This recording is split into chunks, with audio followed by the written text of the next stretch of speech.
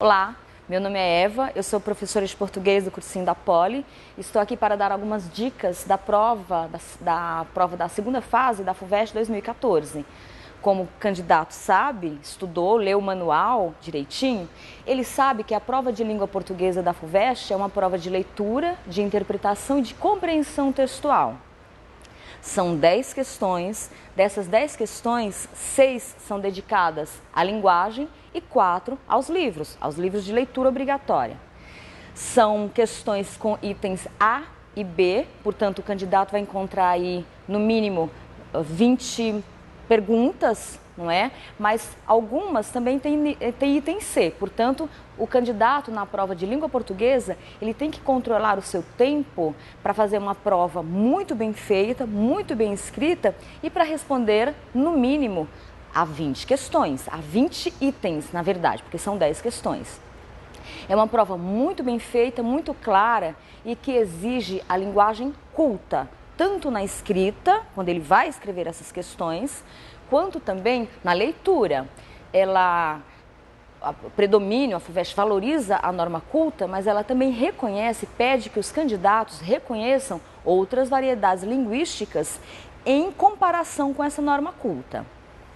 Quando o candidato estiver fazendo a sua prova, quando ele sentar para fazer a prova de língua portuguesa, ele vai encontrar, isso me baseando pelos últimos 5 anos, ele vai encontrar de início um texto não verbal, isto é, uma imagem. E ele vai comparar essa imagem ao texto verbal, que geralmente os textos não verbais, as imagens, os quadrinhos, enfim, tem sempre uma linguagem verbal ali. Ele vai comparar esta imagem verbal à imagem não verbal, a linguagem da imagem e a parte escrita e vai ver se tem adequações, vai ver se não tem adequações, enfim. Ele vai ter que se colocar num nível de compreensão, mas não só de compreensão, de interpretação também. Qual é a diferença aqui entre compreensão e interpretação dessas linguagens? Porque compreender é você compreender, é o nível básico de linguagem, compreender uma informação.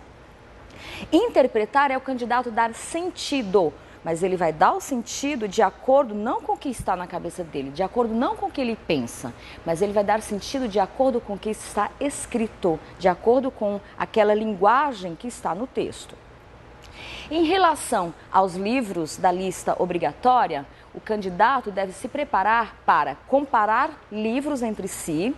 Primeiro, ter feito uma boa leitura desses livros, mas também não só uma boa leitura, como associar esses livros ao seu contexto histórico, ao seu contexto político e ao seu contexto literário também.